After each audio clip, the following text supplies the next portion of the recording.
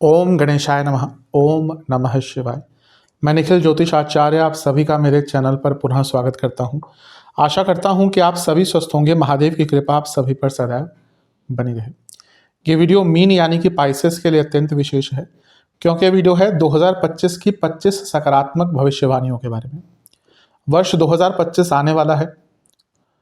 2024 अपने अंत की तरफ है तो 25 अपनी दस्तक दे रहा है।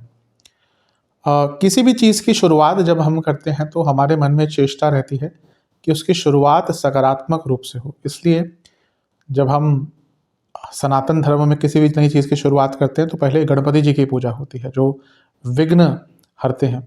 मंगलाचरण होते हैं, वैदिक मंत्रोच्चारण होता है, स्वस्ति वाचन होता है। क्यों? ताकि चीज़ों की शुरुआत सकारात्मक हो। उसी प्रकार से इस वीडियो का औचित्य भी यही है कि जब हम नए वर्ष की तरफ जा रहे हैं तो एक सकारात्मकता का बोध हो। ऑब्वियसली जीवन में सब कुछ अच्छा तो नहीं होता, ना ही हो सकता है। तो जब वार्षिक राशिफल बनाऊंगा मैं, उसमें हर चीज़ को, हर एरिया को मैं सम्मिलित करूंगा, अच्छा बुरा। लेकिन इस वीडियो को बनाने का एकमात्र औचित्य यही है कि आपको अवगत कराया जाए कि ग्रहों की स्थिति क्या सकारात्मक रिजल्ट आपके जीवन में वर्ष 2025 में ला सकती है। और यकीन मानिए 2025 का वर्ष बहुत श्रेष्ठ है, विशिष्ट है, अति विशिष्ट है। कारण क्या है?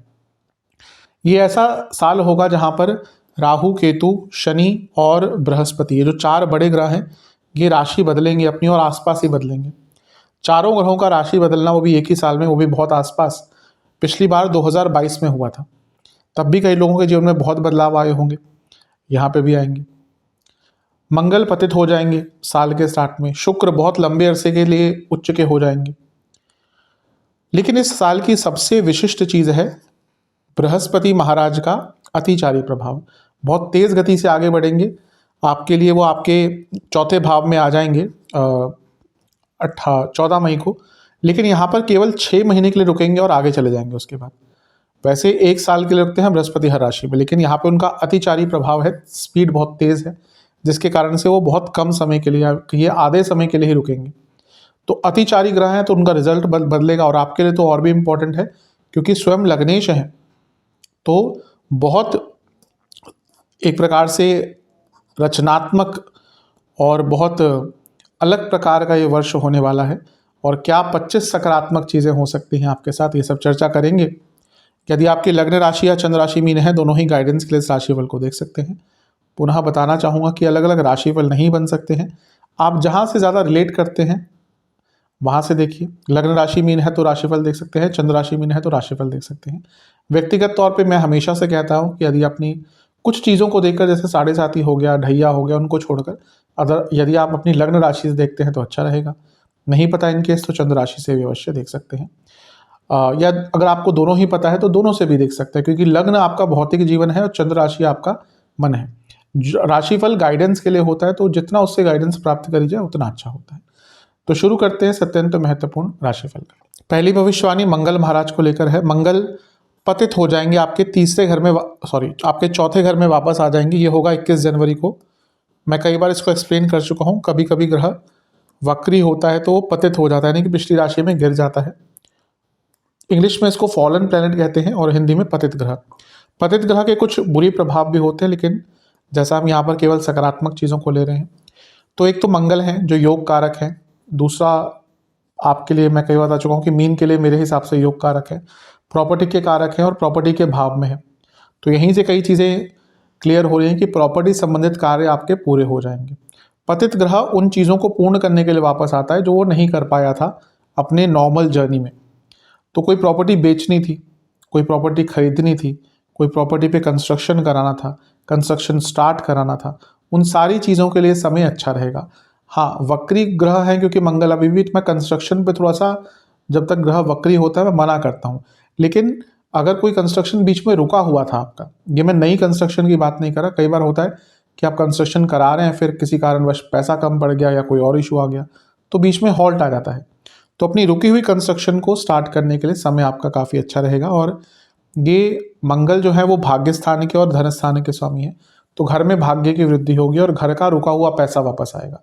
कोई ऐसा पैसा था जिसमें घर के सारे लोग इन्वॉल्व हैं, वो पैसा वापस आएगा और घर का रेनोवेशन कराने का भी आपको मौका मिल सकता है।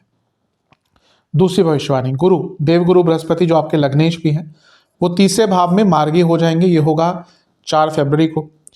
वक्री हो गए थे अक्टूबर के स्टार्ट में और 2024 में, और 4 फरवरी 2025 में मार्गी हो जाएंगे। अब लग्नेश है, तीसरे घर में है, यानी कि जीवन में उत्साह बढ़ेगा, फिजिकल एनर्जी, मेंटल एनर्जी दोनों ही बढ़ेंगी, नए ऑप्शन खुलेंगे, रिस्क ले पाएंगे, क्लियर थिंकिंग रहेगी, और सबसे इंपॉर्टेंट चीज़ है, बहुत चीज़ों का नया स्टार्ट कर पाएंगे। जो सोच के बैठे हैं वो चीज़ों को स्टार्ट कर पाएंगे, उसको एक गति प्रदान होगी। तीसरा भाव स्किल्स का है, बृहस्पति भाग्य के कारक है और लग्नेश है। ये सारी चीज़ें बता रही है कि जो आप कार्य कर रहे थे, जो स्किल्स सीख रहे थे, उसको इम्प्लीमेंट करने का आपको अवसर मिलेगा।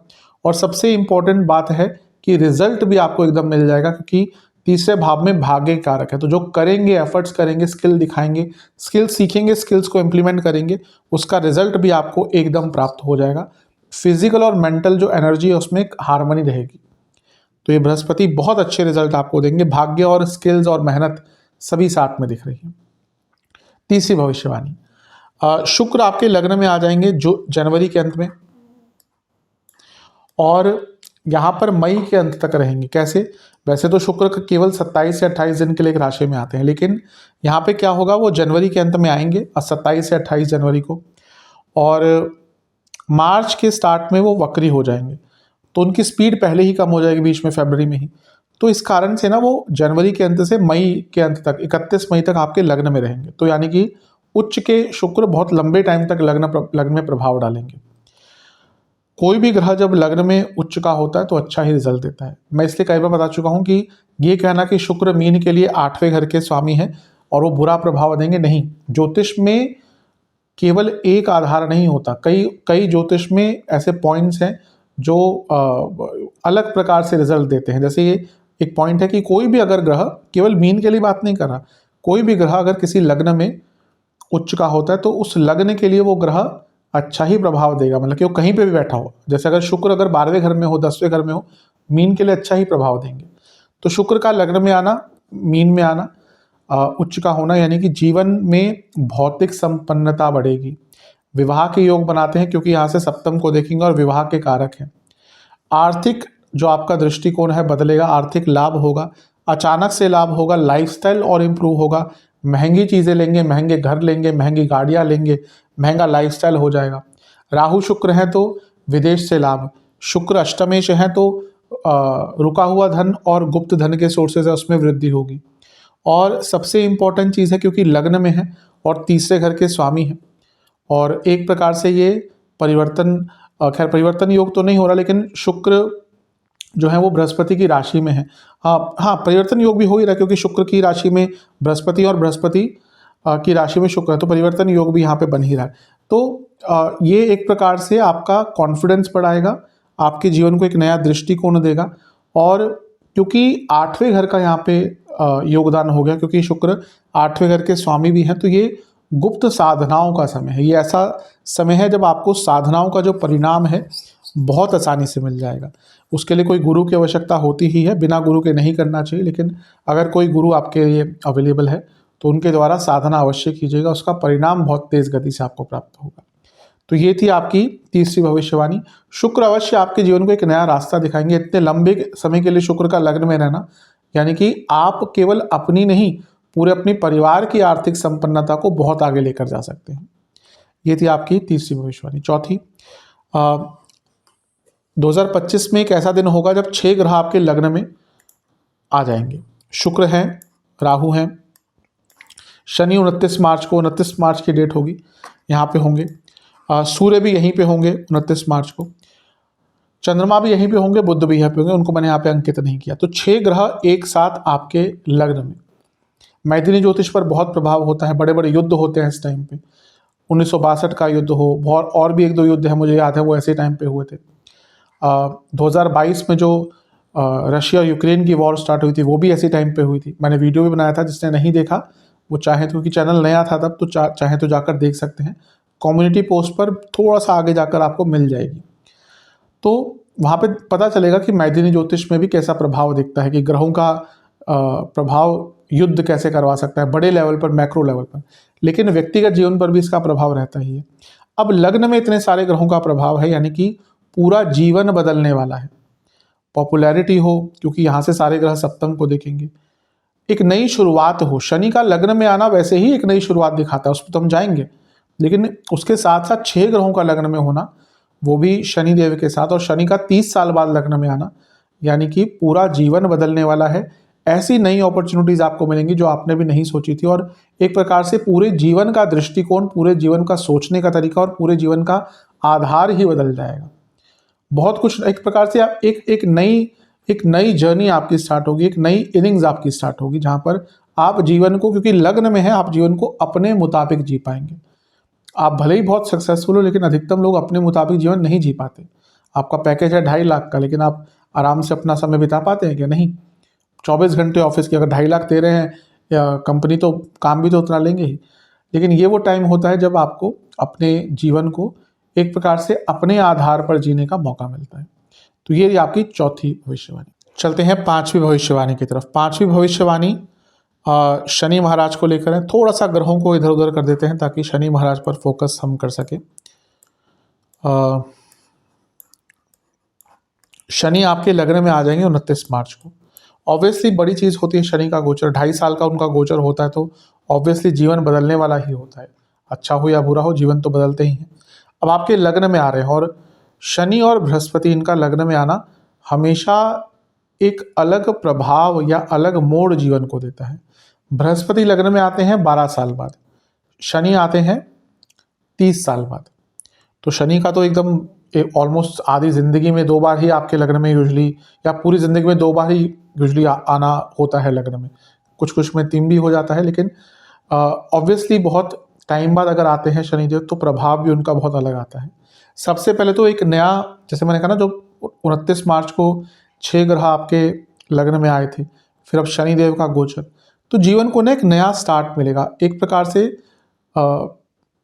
आप शायद जीवन अपने प्रकार से जी पाएंगे, अपने टर्म्स पे जी पाएंगे, वो कर पाएंगे जो आप करना चाहते थे।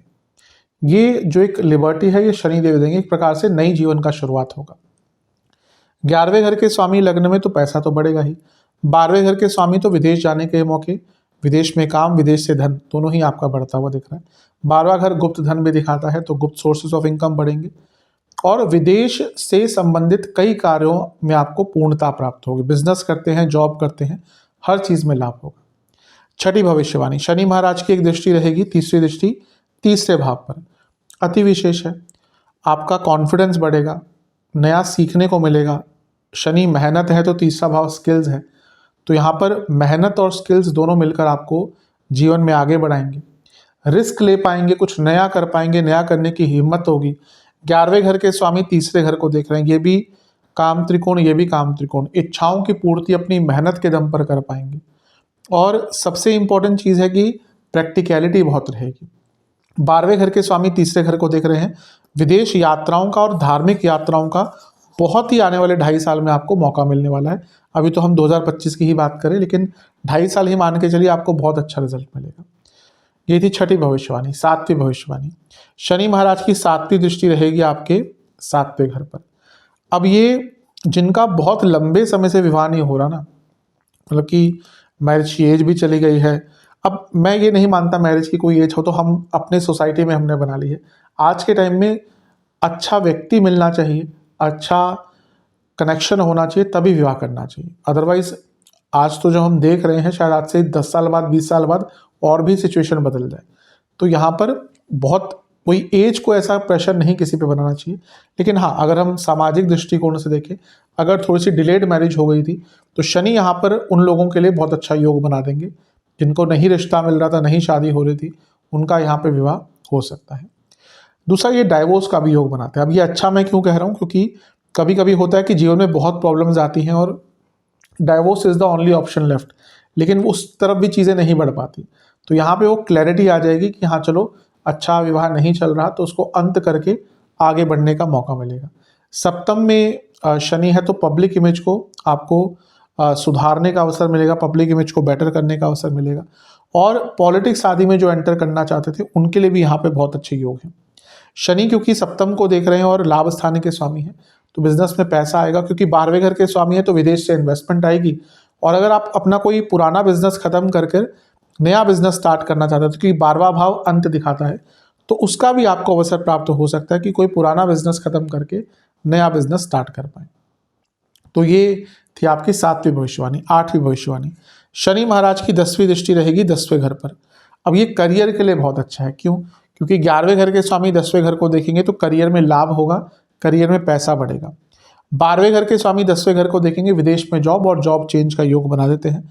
और एक प्रकार से तीसरे घर को भी कनेक्ट कर रहे हैं, 10वें घर को भी कनेक्ट कर रहे हैं, और 11वें घर के स्वामी हैं। 3 उपचय भाव हो गए, यानी कि जीवन की पूरी गति आगे बढ़ेगी, पूरा जीवन आपका आगे बढ़ेगा। और लग्न में बैठकर 10वें घर को देख रहे हैं, ये हाईली एम्बिशियस बनाता है। और सबसे इंपॉर्टेंट चीज़ है, ये सक्सेस का प्रभाव होता है, क्योंकि दोनों ही पूर्ण योग कारक हैं।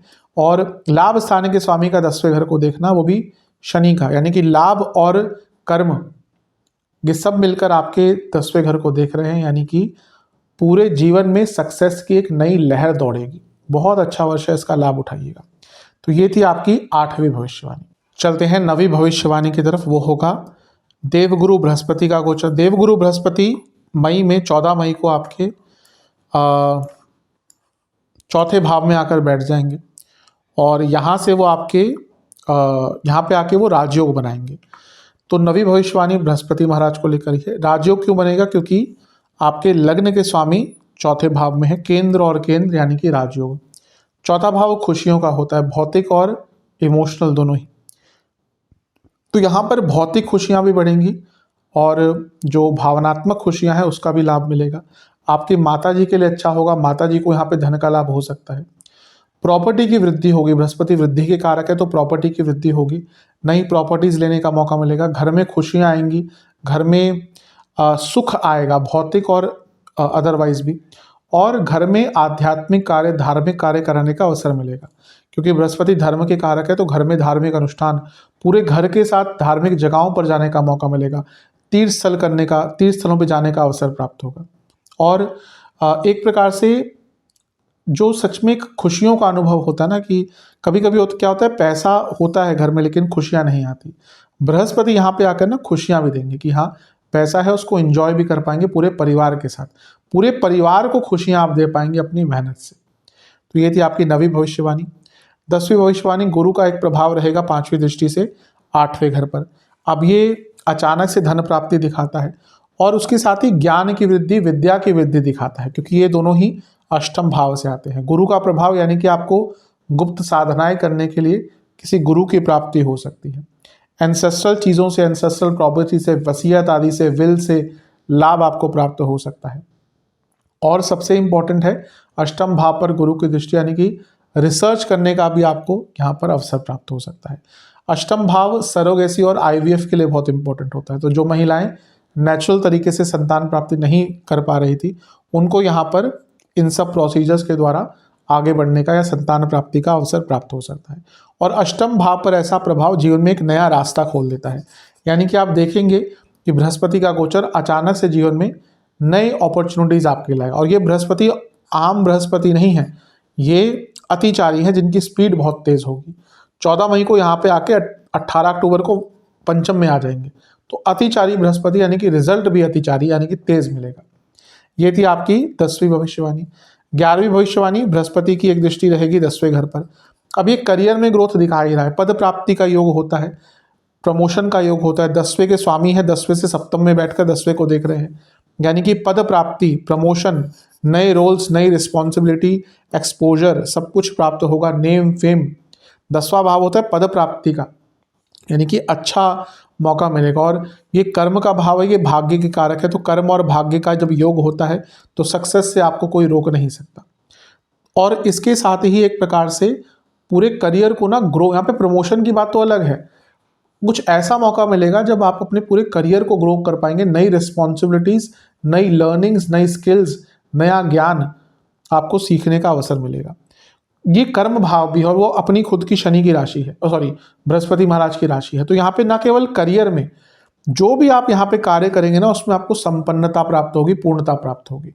तो एक प्रकार से बृहस्पति महाराज का ये जो प्रभाव है बहुत अच्छा रहेगा। 12वीं भविष्यवाणी, गुरु महाराज की एक दृष्टि रहेगी 12वें घर पर। अब ये भी एक प्रकार से अच्छा है, क्योंकि विदेश जाने का योग आपका बन जाता है।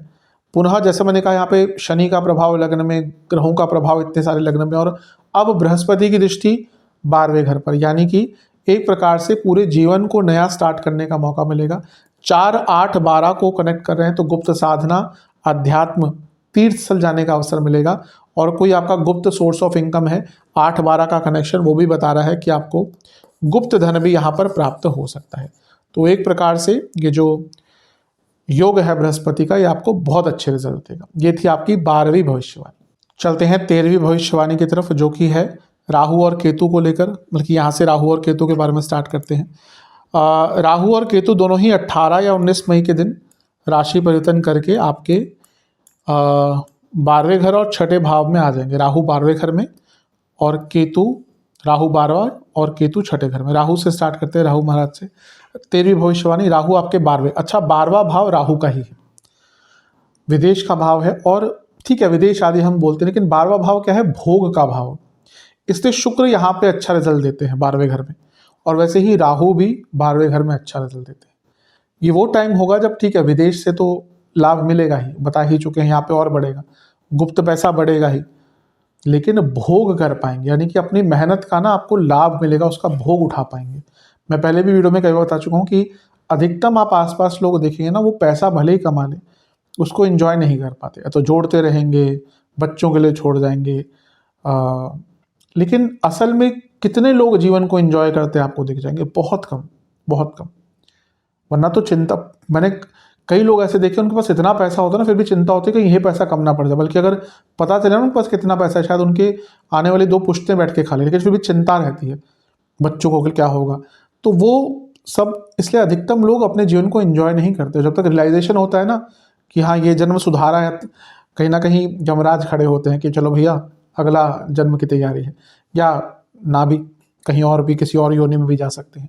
तो यहाँ पर कहने का मतलब यह है कि आपको अपने जीवन का भोग लेने को या उसका भोग चखने का मौका मिलेगा। जीवन की लग्जरीज, भौतिक सुख, ऐसा नहीं हो सकता कि आप सीधा अध्यात्म की तरफ चले जाए, आप सीधा स्पिरिचुअलिटी की तरफ जाए। धर्म, अर्थ, काम, मोक्ष सब कुछ लिखा हुआ है। ओशो जब ये कहते थे ना कि संभोग से समाधि, उसके पीछे मतलब था एक, कि जो व्यक्ति भोग नहीं करेगा ना, वो कभी भी अध्यात्म की तरफ बढ़ ही नहीं सकता।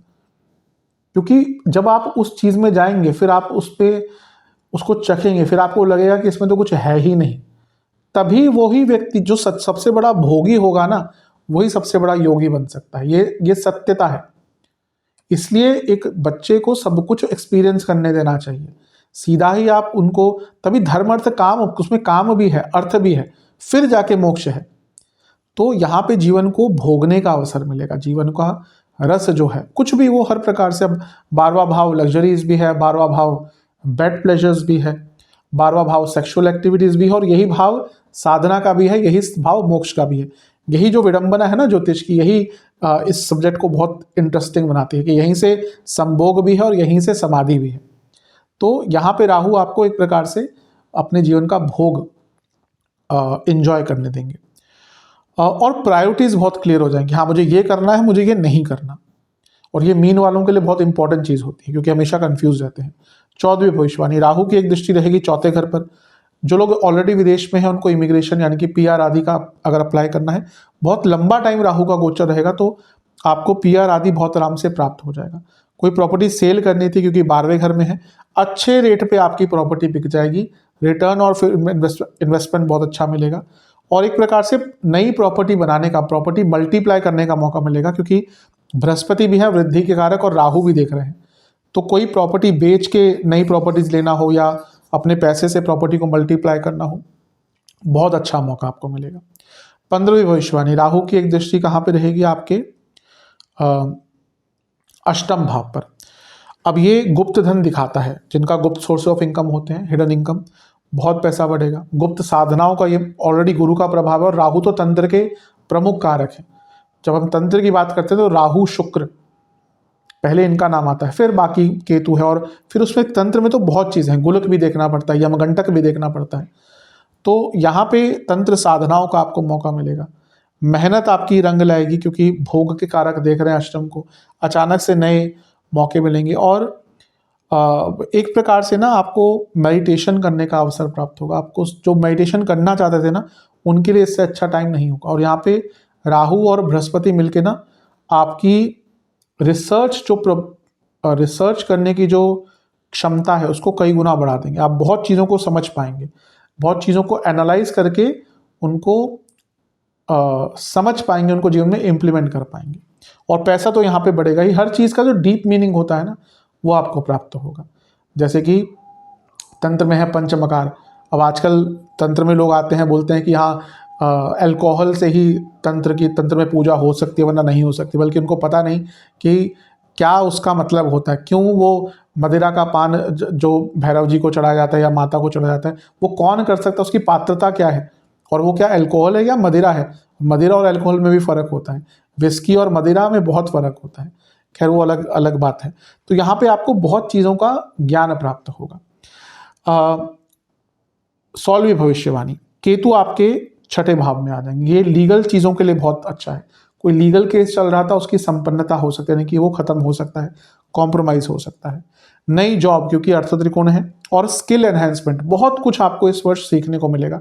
और वैसे भी मीन वाले जो जातक होते हैं हमेशा कुछ ना कुछ सीखना चाहते हैं, तो यहाँ पे आपको अपने ज्ञान की वृद्धि का बहुत मौका मिलेगा, अपनी स्किल्स की वृद्धि का बहुत मौका मिलेगा।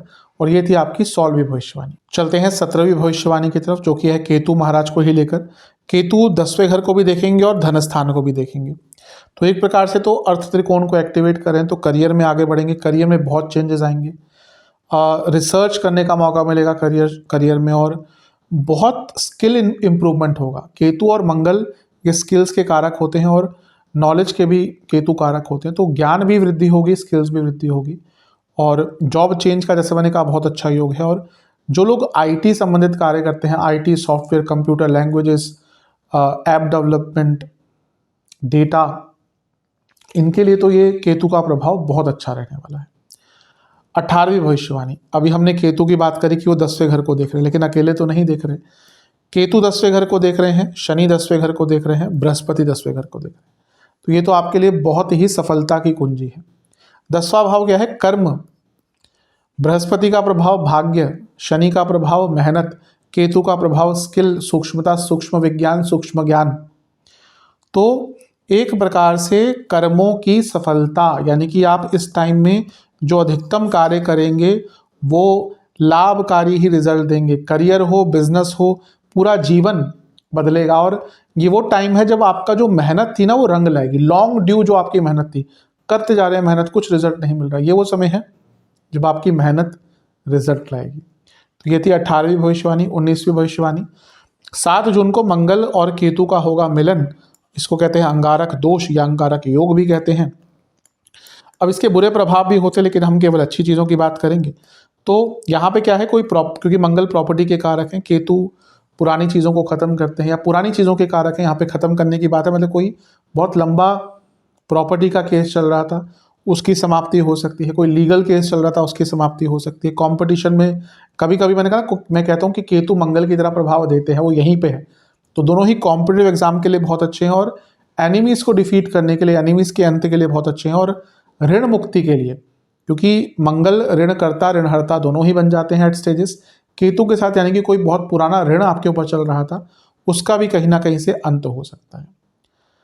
20वीं भविष्यवाणी, सूर्य और बृहस्पति का भी मिलन होगा 15 जून को। 1 महीने के लिए ही होगा, लेकिन बहुत अच्छा होगा, क्योंकि दोनों मिलकर 10वें घर को देख रहे हैं। तो जो लोग गवर्नमेंट जॉब ढूंढ रहे थे उनके लिए बहुत अच्छा योग होगा, क्योंकि सूर्य सरकार के कारक है, सरकारी जॉब के कारक है, और बृहस्पति 10वें और लग्नेश, 10वें घर के स्वामी और लग्नेश है। तो सरकारी जॉब के योग बन जाते हैं। गवर्नमेंट, आपका कोई सरकारी कार्य अटक रहा था वो पूर्ण हो सकता है। और क्योंकि सूर्य जो है ना छठे घर के स्वामी हैं और चौथे घर में बैठे हैं, तो कोई आपसी रंजिश चल रही थी, कोई आपसी केस चल रहा था, आपसी वाद विवाद चल रहा था फैमिली के अंदर, क्योंकि जो डिस्टेंस रिलेटिव होते हैं उनके साथ भी ये छठा भाव देखा जाता है। या फिर कोई केस चल रहा था लीगल ही, उसको भी खत्म करने का मौका मिल सकता है। सरकारी जॉब के बहुत अच्छे योग आपके, अगर इस कालखंड में 1 महीने के आपका पड़ता है कोई एग्जाम आदि या इंटरव्यू है या कोई प्रोसेस है, उसमें आपको लाभ मिलेगा, और कोई सरकारी कार्य अटक रहे थे वो भी पूर्ण होंगे। ये थी आपकी 20वीं भविष्यवाणी। अब चलते हैं 21वीं भविष्यवाणी की तरफ। जैसा मैंने कहा था बृहस्पति अतिचारी होंगे, तो वो मई में यहाँ पे आकर आपके चौथे भाव में, आपके पंचम भाव में प्रवेश कर जाएंगे अक्टूबर में। केवल 6 महीने का ही उनका गोचर रहेगा, जो कि यूजुअली 1 साल का होता है। लेकिन अच्छी चीज़ क्या है कि एक तो आपके लग्नेश हैं और अतिचारी होकर 3 महीने के लिए उच्च के हो जाएंगे। वैसे अगर नॉर्मल स्पीड रहती तो 2026 में उच्च के होते, आगे भी होंगे ही 2026 में, लेकिन यहाँ पे 3 महीने के लिए वो आपके पंचम भाव में आकर उच्च के हो जाएंगे। लग्नेश है तो और भी स्थिति अच्छी है, तो ये संतान का योग बनाता है, क्योंकि पंचम संतान का भाव, बृहस्पति संतान के कारक। लक्ष्मी योग बनता है, क्योंकि लग्नेश का त्रिकोण में आना अपने आप में लक्ष्मी योग होता है, और ये लक्ष्मी स्थान है। और उच्च के बृहस्पति, पैसा बहुत बढ़ेगा, ज्ञान के लिए बहुत अच्छा है, स्टूडेंट्स का भाग्य साथ देगा, स्टूडेंट्स की जॉब लग पाएगी, भाग्य की वृद्धि होगी, क्योंकि भाग्य के कारक है और उच्च के हैं। सौभाग्य लक्ष्मी योग है, एक प्रकार से लक्ष्मी की पूर्णता दिख रही है, अष्ट लक्ष्मी आपके घर में आएंगी। और जॉब चेंज का योग बनेगा। कैसे? क्योंकि 10वें से अष्टम में लग्नेश के स्वामी हैं, और वो भी उच्च के, यानी कि बहुत अच्छा कोई जॉब ऑफर आएगा। ऐसा केवल नाम मात्र की जॉब चेंज नहीं, अच्छी जॉब चेंज आपकी होगी। तो ये आपका, और मंत्र साधना का भी पुनः यहाँ पे बहुत अच्छा योग बना देते हैं, क्योंकि पंचम भाव मंत्रों का होता है। 22वीं भविष्यवाणी, बृहस्पति की एक दृष्टि रहेगी नवम भाव पर, तो ये भी संतान का योग बना ही देते हैं, क्योंकि नवम भाव पंचम से पंचम है, सेकंड मैरिज का योग है। और क्योंकि उच्च के होकर देख रहे हैं, यानी कि आपका भाग्य बढ़ेगा, भाग्य की वृद्धि यहाँ पर होती हुई दिख रही है। बहुत अच्छे रिजल्ट यहाँ पर बृहस्पति महाराज के कारण आपको दिखेंगे। हायर स्टडीज करना चाहते हैं, बहुत अच्छा योग है। रिसर्च बेस्ड स्टडी करना चाहते हैं, बहुत अच्छा योग है। और धार्मिक चीज़ों में रुचि बढ़ेगी, धर्म के कार्य कर पाएंगे, धार्मिक जगहों पर हेल्प कर पाएंगे, मंदिर कोई बन रहा है वहाँ पे मौका आपको मिलेगा हेल्प करने का, और कीजिएगा भी, क्योंकि ये टाइम होता है जब धार्मिक चीज़ों में लगाया गया धन आपको बहुत अच्छा लाभ देता है। कहीं पे भी आसपास देखे ना कि मंदिर बन रहा है, ऑनलाइन दिखाए, तो कुछ ना कुछ अपनी तरफ से कंट्रीब्यूट कर दीजिएगा, उसका लाभ आपको अच्छा मिलेगा। और एक प्रकार से मैंने कहा ना, ये अष्ट लक्ष्मी या सौभाग्य लक्ष्मी योग आपके लिए बन रहा है। लक्ष्मी जी केवल धन के स्वरूप में नहीं होती, घर में खुशियां हैं वो लक्ष्मी है, घर में बीमारी नहीं है वो लक्ष्मी है, क्योंकि दरिद्रता एक अलक्ष्मी का स्वरूप है। जब हम श्री सूक्तम पढ़ते हैं तो उसमें एक होता है कि हाँ, आप अलक्ष्मी के स्वरूप में ना आए, या फिर अपना जो लक्ष्मी वाला साकार स्वरूप है, लक्ष्मी जी का जो एक सकारात्मक स्वरूप है, वही आप हमारे लिए लेके आए। तो अलक्ष्मी यानी कि दरिद्रता, वो बीमारी भी होती है, बाकी चीज़ें भी होती है, वो घर से दूर होती हुई दिख रही है। तो बहुत अच्छा प्रभाव यहाँ पर आपके ऊपर दिख रहा है। और साहित्य, शास्त्र, ये सब ज्ञान, मतलब कि इतना कुछ सीख पाएंगे ना आप इस छोटे से कालखंड में, जो शायद आप बहुत सालों से ना सीख पाए। 23वीं भविष्यवाणी, बृहस्पति की एक दृष्टि रहेगी लाभ स्थान पर। अब वृद्धि के कारक उच्च के होकर लाभ स्थानों को देख रहे हैं। पैसा बढ़ेगा, इच्छाओं की पूर्ति होंगी, रुके काम बढ़ेंगे, उपचय भाव है तो जीवन को गति प्रदान होगी, और मल्टीपल सोर्सेज ऑफ इनकम आपके खोलेंगे, एक नहीं मल्टीपल सोर्सेज ऑफ इनकम। तो ये थी आपकी 23वीं भविष्यवाणी। 24वीं भविष्यवाणी, बृहस्पति लग्न को देखेंगे। अब ये तो अपने आप में बहुत अच्छा है ना कि उच्च के हो गए अतिचारी होकर, होना तो 2026 में था लेकिन यहीं पे हो गए, यानी कि कुछ विशेष आपको देने के लिए आए हैं, जीवन को एक नई रूपरेखा देने के लिए, भाग्य वृद्धि के लिए, पूरे जीवन की ग्रोथ के लिए, लक, धर्म, भाग्य, सौभाग्य, हर चीज़ की प्राप्ति आपको बृहस्पति महाराज देंगे। पूरे जीवन को एक साकार रूप देंगे, एक आइडिया दे पाएंगे आपको कि आपको कहाँ जाना है। ये आपके, मैंने कहा ना, भौतिक, आध्यात्मिक, भावनात्मक, हर प्रकार से जीवन की वृद्धि होने वाली है। बहुत अच्छा वर्ष है 2025 आपके लिए। और अंतिम भविष्यवाणी, यहाँ पे हमने बृहस्पति की बात करी, शनि भी यहीं पर है। अब देखिए, 10वें घर के स्वामी, 11वें घर के स्वामी, 12वें घर के स्वामी, लग्न के स्वामी, ये दोनों ही मिलकर लग्न पर प्रभाव डालें, यानी कि पूरा आपका ना काल चक्र बदलने वाला है, पूरे जीवन की रूपरेखा बदलने वाली है, जीवन में नया मोड़ आएगा, जीवन में क्लैरिटी आएगी और सेल्फ बिलीफ आएगा। ये मैंने कहा ना, मैं बार बार इस चीज़ को अंकित कर चुका हूँ कि ये अब आप जीवन को अपने लिए जीना शुरू करेंगे, दूसरों के लिए नहीं, अपने टर्म्स पर जीवन जीना शुरू करेंगे। और यकीन मानिए, ये मौका बहुत कम लोगों को मिलता है। तो ये थी आपकी 25वीं भविष्यवाणी। अब उपाय पे चलते हैं। ये उपाय आपको 3 बृहस्पतिवार करने हैं।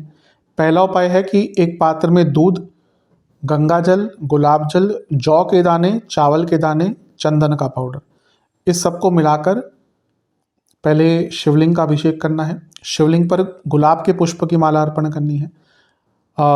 इसके साथ ही वहाँ बैठकर आपको एक घी का दिया और एक सरसों के तेल का दिया अर्पण करना है महादेव को। और वहीं बैठकर आपको ओम नीलकंठाय नमः मंत्र का 108 बार जाप करना है और शिव चालीसा का 5 बार पाठ करना है। इसके साथ ही आपको शिव चालीसा की कुछ पुस्तकें भी दान करनी है मंदिर में। दूसरा उपाय यह है कि आपको किसी भी वृद्धाश्रम में कुछ दान करना है और किसी भी गौशाला में भी आपको कुछ दान करना है। ये भी बृहस्पतिवार के दिन ही कर लीजिएगा। इसके साथ ही आपको दुर्गा जी को खीर का भोग लगाकर 2 प्रकार के पुष्प, 2 प्रकार के फूल, फल अर्पण कर 2 प्रकार के फूल, 2 प्रकार के फल अर्पण कर दुर्गा चालीसा का 4 बार पाठ करना है। ये उपाय कर लेंगे, अवश्य आपके लिए बहुत अच्छा प्रभाव रहेगा। आशा करता हूँ कि वीडियो काम आएगी। चैनल पर नए हैं, सब्सक्राइब कीजिए, वीडियो को लाइक कीजिए। मिलता हूँ अगली वीडियो में, तब तक के लिए ओम नमः शिवाय।